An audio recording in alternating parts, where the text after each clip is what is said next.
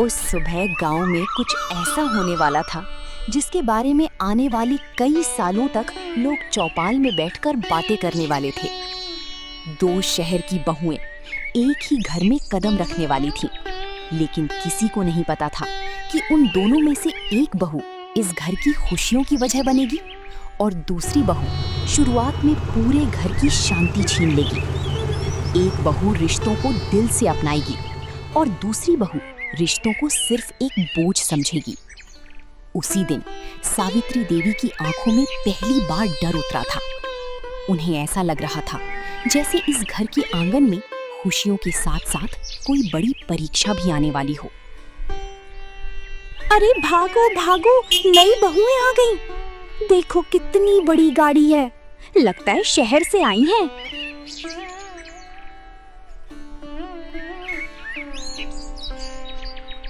घर के बाहर खड़ी थी सावित्री देवी। चेहरे पर खुशी थी, लेकिन दिल में हल्की घबराहट भी। उन्होंने अपनी साड़ी का पल्लू ठीक किया और कांपते हाथों से आरती की थाली संभाल ली, क्योंकि आज उनके घर में सिर्फ दो बहुएं नहीं आ रही थी, बल्कि दो अलग अलग सोच, दो अलग संस्कार और दो अलग दुनियाएं इस आंगन में कदम रखने वाली थी। ओह गॉड, यहाँ तो पूरा धूल ही धूल है। नेटवर्क भी नहीं आ रहा। पता नहीं लोग यहाँ कैसे रहते हैं। शीला के पीछे धीरे धीरे दूसरी लड़की उतरी। हल्की गुलाबी साड़ी, चेहरे पर सादगी, आंखों में अपनापन। उसने सबसे पहले नीचे झुककर गांव की मिट्टी को देखा, फिर दोनों हाथ जोड़ लिए। उसका नाम था मीना।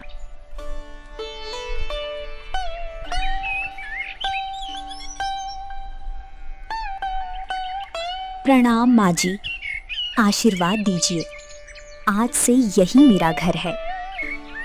मीना की आवाज सुनते ही सावित्री देवी की आंखें भर आईं। उन्हें ऐसा लगा जैसे इस लड़की ने आते ही घर में अपनापन भर दिया हो। उन्होंने कांपते हाथों से मीना के सिर पर हाथ रखा। सदा खुश रहो बहू, भगवान तुम्हें हर खुशी दे, तुम्हारे कदमों से घर में बरकत आए। लेकिन तभी मोबाइल पर बात करती हुई शीला आगे बढ़ी। उसने बिना ज्यादा भाव के बस हल्का सा सिर हिलाया। हाय मम्मी जी, होप यहाँ सब ठीक रहेगा। उस एक पल में सावित्री देवी सब समझ गई थी। एक बहू घर को अपनाने आई थी और दूसरी बहू अभी भी अपने शहर वाली दुनिया में जी रही थी। आसपास खड़ी गांव की औरतें धीरे धीरे कानाफूसी करने लगीं। देखा, पहली वाली बहू को कितना घमंड है, लेकिन दूसरी बहू तो बिल्कुल लक्ष्मी लग रही है। भगवान करे घर में शांति बनी रहे। नई बहुओं के आने के बाद गांव में अगली सुबह शुरू हुई। हल्की ठंडी हवा चल रही थी। आंगन में रखे तुलसी के पास दिया अब भी जल रहा था। सावित्री देवी रोज की तरह जल्दी उठी। उन्होंने जैसे ही कमरे का दरवाजा खोला, सामने का दृश्य देखकर उनके चेहरे पर हल्की मुस्कान आ गई। मीना हाथ में झाड़ू लिए पूरे आंगन की सफाई कर रही थी, लेकिन चेहरे पर शांति थी। अरे बहू, तुम इतनी सुबह उठ गई? अभी तो नई नई आई हो, थोड़ा आराम कर लेती। नहीं माँ जी, मुझे अच्छा नहीं लगता कि आप अकेले काम करें। और फिर नया घर है, धीरे धीरे सब सीख भी जाऊंगी। सीख जाओगी मतलब? तुम तो पहले से सब जानती लग रही हो। अरे माँ जी, मेरी माँ सुबह 5 बजे ही उठा देती थी। अगर देर तक सो जाओ तो कहती थी, जो बहू सूरज निकलने के बाद उठे उसका काम कभी पूरा नहीं होता। सही कहती थी तुम्हारी माँ। आजकल की लड़कियां तो 8-9 बजे से पहले बिस्तर छोड़ती ही नहीं। हर किसी की आदत अलग होती है माँ जी। शहर में जिंदगी भी अलग होती है। धीरे धीरे सब ठीक हो जाता है। सावित्री देवी समझ गईं कि मीना शीला की तरफदारी कर रही है। उन्होंने बस मुस्कुराकर बात बदल दी। उधर शीला अभी भी गहरी नींद में थी। सूरज काफी ऊपर निकल आया था। गांव की औरतें नदी से लौट चुकी थीं। कुछ औरतें घर के बाहर खड़ी होकर नई बहुओं की बातें कर रही थीं। तभी शीला के कमरे का दरवाजा बंद देखकर एक औरत धीरे से बोली, लगता है बड़ी बहू अभी तक सो रही है। अरे शहर की लड़की है, इन लोगों को गांव की आदत कहाँ होती है। लेकिन छोटी बहू को देखो, सुबह से काम में लगी हुई है। इतने में कमरे का दरवाजा खुला। शीला आंखें मलते हुए बाहर निकली। उसने चारों तरफ देखा और महसूस कर लिया कि सब उसी की बातें कर रहे हैं। उसका चेहरा तुरंत उतर गया। वाह, सब लोग ऐसे क्यों देख रहे हैं मुझे? नहीं बहू, हम तो बस ऐसे ही। ऐसे ही क्या? सुबह से मेरी बातें हो रही है ना। अगर मैं थोड़ा लेट उठ गई तो कौन सा अपराध हो गया? आंगन में अचानक सन्नाटा छा गया। सावित्री देवी तुरंत आगे आईं। अरे बहू, कोई कुछ नहीं कह रहा। गांव में लोग बस बातें ज्यादा करते हैं, तुम दिल पर मत लो। मम्मी जी, यही तो दिक्कत है। यहाँ हर कोई दूसरों की जिंदगी में झांकता रहता है। सिटी में कोई किसी से मतलब नहीं रखता। यहाँ तो उठो, बैठो, खाओ, हर चीज पर लोगों की नजर है। दीदी, आप शांत हो जाइए। पहला दिन है, सब आपको जानना चाहते हैं बस। जानना चाहते हैं या जज करना चाहते हैं? कल से देख रही हूँ, सब मुझे ऐसे देखते हैं जैसे मैं कोई गलत इंसान हूँ। नहीं दीदी, बस यहाँ के लोग सीधे होते हैं। जो मन में आता है बोल देते हैं। थोड़ा समय दीजिए, फिर यही लोग आपको सबसे ज्यादा अपनाएंगे। तुम्हें सच में यहाँ अच्छा लग रहा है? हाँ, मुझे गांव हमेशा से अच्छे लगते थे। यहाँ लोग कम से कम अकेले तो नहीं रहते। सिटी में तो पड़ोसी का नाम तक नहीं पता होता। लेकिन यहाँ प्राइवेसी नाम की कोई चीज नहीं है। शीला पहली बार चुप होकर मीना की बातें सुन रही थी। उसके चेहरे का गुस्सा थोड़ा कम हो चुका था। लेकिन तभी घर के बाहर खड़ा एक आदमी दोनों को ध्यान से देख रहा था। उसकी नजर खासकर शीला पर थी और उसके चेहरे की हल्की मुस्कान बता रही थी कि आने वाले दिनों में वो इस घर की शांति बिगाड़ने वाला है। शाम हो चुकी थी। आंगन में हल्की ठंडी हवा चल रही थी। घर के सभी लोग अपने अपने काम खत्म करके लौट चुके थे। रसोई में चूल्हा जल चुका था और सावित्री देवी दोनों बहुओं को ध्यान से देख रही थीं। आज पहली बार दोनों बहुएं पूरे परिवार के लिए खाना बनाने वाली थीं। सुनो बहुओं, आज की रसोई तुम दोनों संभालोगी। गांव में एक बात बहुत मानी जाती है, बहू के हाथ का स्वाद सिर्फ खाने में नहीं होता, उसके व्यवहार में भी होता है। जब बहू प्यार से खाना बनाती है ना, तो पूरा घर अपने आप जुड़ा रहता है। मैं चाहती हूँ तुम दोनों धीरे धीरे इस घर को समझो। ये घर अब सिर्फ मेरा नहीं, तुम दोनों का भी है। आप चिंता मत करिए माँ जी, हम दोनों मिलकर सब संभाल लेंगे। दीदी को अगर कुछ नहीं आता होगा तो मैं सिखा दूंगी। वैसे भी नया घर सीखने में थोड़ा समय तो लगता ही है। और सच कहूँ माँ जी, मुझे अच्छा लग रहा है कि पहली बार हम सबके लिए खाना बनाएंगे। घर का खाना तभी अच्छा लगता है जब सब लोग साथ बैठकर खाएं। मम्मी जी, मैं कोशिश तो करूंगी, लेकिन अगर सच बोलूं ना तो मुझे डर लग रहा है। सिटी में कभी इतनी बड़ी रसोई संभाली नहीं। वहाँ तो ज्यादातर बाहर से खाना आ जाता था। मैंने कभी चूल्हे पर खाना नहीं बनाया। अगर कुछ खराब हो गया तो सब क्या सोचेंगे? पहले से ही सबको लगता है कि मैं गांव के लायक नहीं हूँ। बहू, गलती करने से कोई बुरा नहीं बन जाता, लेकिन सीखने की कोशिश ना करना, वो इंसान को दूसरों से दूर कर देता है। तुम मन से काम करो, बाकी सब अपने आप ठीक हो जाएगा। इतना कहकर सावित्री देवी बाहर चली गई। रसोई में अब सिर्फ शीला और मीना थीं। चूल्हे का धुआं धीरे धीरे ऊपर उठ रहा था। मीना सब्जियां काटने लगी। उधर शीला थोड़ा असहज होकर इधर उधर देखने लगी। मीना, सच बताऊं, मुझे यहाँ सब कुछ बहुत अलग लगता है। सुबह जल्दी उठना, लोगों का हर वक्त बातें करना, ये चूल्हा, ये मिट्टी। कभी कभी लगता है जैसे मैं किसी दूसरी दुनिया में आ गई हूँ। मुझे डर लगता है कि कहीं मैं इस घर में सबकी नज़रों में गलत ना बन जाऊं। मैं कोशिश करना चाहती हूँ, लेकिन समझ नहीं आता शुरुआत कहाँ से करूँ।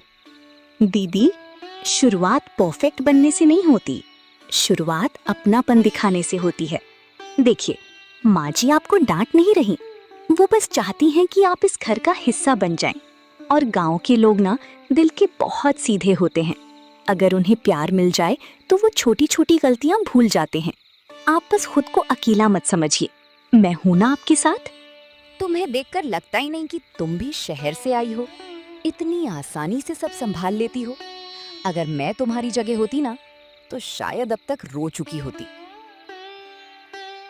दोनों पहली बार खुलकर हंस रही थीं। रसोई का माहौल हल्का हो चुका था।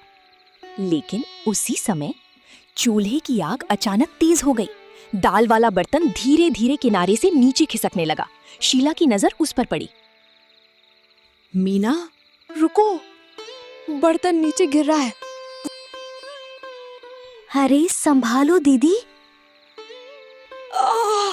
मम्मी बचाओ, मीना, मेरा हाथ जल गया। दीदी घबराइए मत, जल्दी यहाँ बैठिए, हाथ पानी में डालिए। रुको, मैं अभी मरहम लेकर आती हूँ। बाहर बैठे घरवाले आवाज सुनकर घबरा गए। सावित्री देवी तेजी से रसोई की तरफ भागी, लेकिन अंदर का दृश्य देखकर उनकी आंखों में चिंता के साथ कुछ और भी उतर आया था, क्योंकि पहली बार शीला की आंखों में घमंड नहीं, डर और अपनापन दिखाई दे रहा था।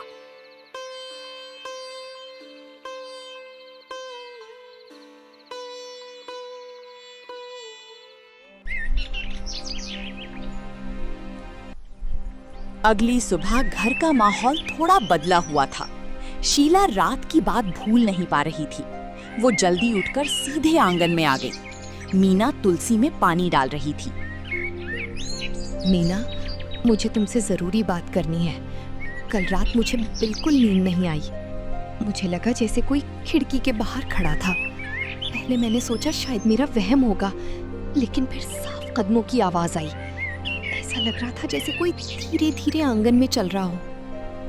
मैं सच में बहुत डर गई थी। क्या? आपने मुझे उठाया क्यों नहीं? अगर आपको डर लग रहा था तो मुझे बुला लेती। वैसे रात को कुत्ते भी बहुत भौंक रहे थे। मुझे भी लगा था बाहर कोई है। क्या बातें हो रही हैं सुबह सुबह? मम्मी जी, कल रात कोई घर के बाहर था। मुझे पूरा यकीन है, वो खिड़की के पास खड़ा था। मैंने आवाज सुनी थी। बहू, डरने की जरूरत नहीं है। गांव में कभी कभी लोग देर रात खेतों से लौटते हैं, लेकिन फिर भी आज रात से दरवाजे अच्छे से बंद कर दिए जाएंगे। इतने में सामू भागता हुआ आया। मालकिन, पीछे वाले खेत में किसी के पैरों के निशान मिले हैं और पीछे का छोटा दरवाजा भी खुला हुआ था। लगता है रात में कोई अंदर आने की कोशिश कर रहा था। देखा, मैंने कहा था ना कोई था वहां। लेकिन कौन हो सकता है? वो घर के पीछे क्यों घूम रहा था? दीदी आप शांत रहिए। हो सकता है कोई चोर हो या गांव का कोई आदमी। अभी बिना वजह डरना ठीक नहीं है। रामू, आज रात से तुम बाहर ही सोना और ध्यान रखना, अगर कोई दिखाई दे तो तुरंत मुझे आवाज देना। जी मालकिन, लेकिन एक बात और है। पीछे खेत में जो चप्पल मिली है ना, वो गांव के किसी आदमी की नहीं लगती। सबके चेहरे पर चिंता उतर आई, लेकिन उसी समय घर के बाहर दीवार के पीछे कोई खड़ा सबकी बातें सुन रहा था और उसके चेहरे की मुस्कान बता रही थी कि वो बहुत। उस दिन के बाद घर का माहौल बदलने लगा था। शीला पहले जैसी नहीं रही थी। वो हर छोटी आवाज पर डर जाती थी, लेकिन उसे नहीं पता था कि जिस डर को वो सिर्फ वहम समझ रही है, असल में उसके पीछे कोई बहुत चालाक इंसान छुपा हुआ है। और उसी शाम घर में पहली बार ऐसा झगड़ा होने वाला था जो धीरे धीरे पूरे परिवार को तोड़ सकता था। शाम का समय था। आंगन में सभी लोग बैठे चाय पी रहे थे। तभी घर के बाहर से आवाज आई।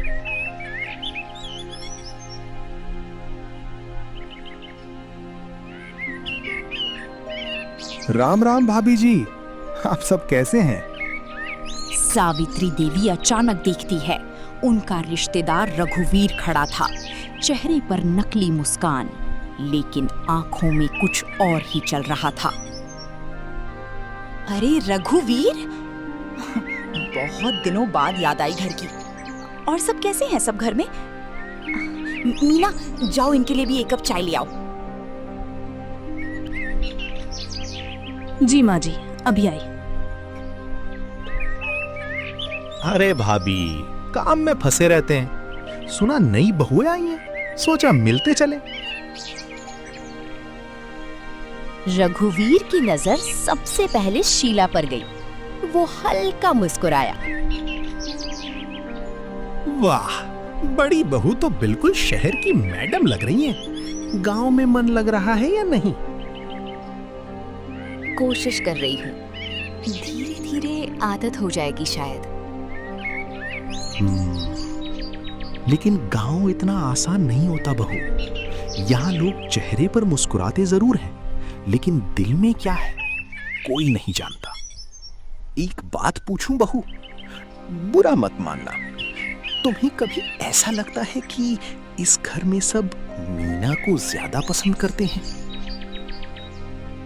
अरे मैं तो बस ऐसे ही कह रहा हूं। सुबह से देख रहा हूं भाभी हर काम में मीना मीना करती रहती हैं। गांव की औरतें भी उसी की तारीफ करती हैं। तुम शहर की हो ना, इसलिए शायद कोई तुम्हें समझ नहीं पा रहा। नहीं, ऐसी बात नहीं है। मीना अच्छी है। रघुवीर के आने के बाद से शीला के मन में हल्का शक पैदा हो चुका था। वो मीना से पहले जैसी खुलकर बात नहीं कर रही थी। मीना ये बदलाव महसूस कर रही थी, लेकिन चुप थी।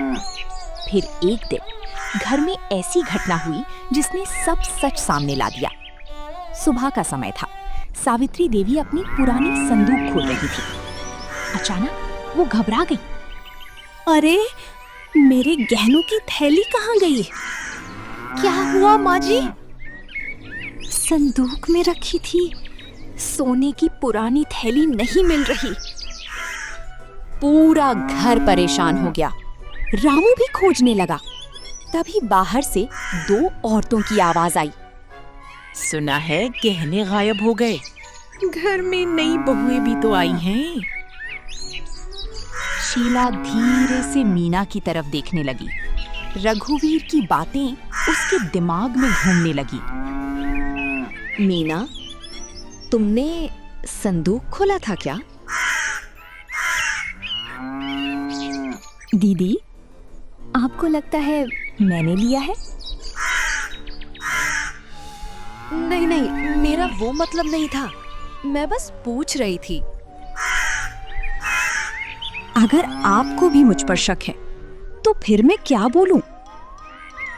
मालकिन, पीछे वाले कमरे में ये थैली मिली और वहां रघुवीर छुपकर कुछ ढूंढ रहा था। क्या? वो बहुओं में झगड़ा करवाना चाहता था ताकि घर टूट जाए। अब सब समझ चुके थे। शीला धीरे धीरे मीना के पास आई। मीना, मुझसे गलती हो गई।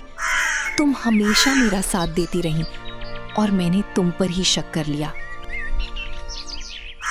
मीना, मुझसे गलती हो गई। तुम हमेशा मेरा साथ देती रही और मैंने तुम पर ही शक कर लिया। दीदी, रिश्ते शक से नहीं, भरोसे से चलते हैं। क्या तुम मुझे माफ कर दोगी? परिवार में माफी नहीं, सिर्फ अपनापन होता है। सावित्री देवी की आंखों में खुशी थी और पहली बार शीला को सच में महसूस हुआ कि गांव का ये घर अब उसका भी अपना घर है। दूसरों की बातों में आकर रिश्तों पर शक नहीं करना चाहिए। जो परिवार साथ खड़ा रहता है वही असली ताकत होता है।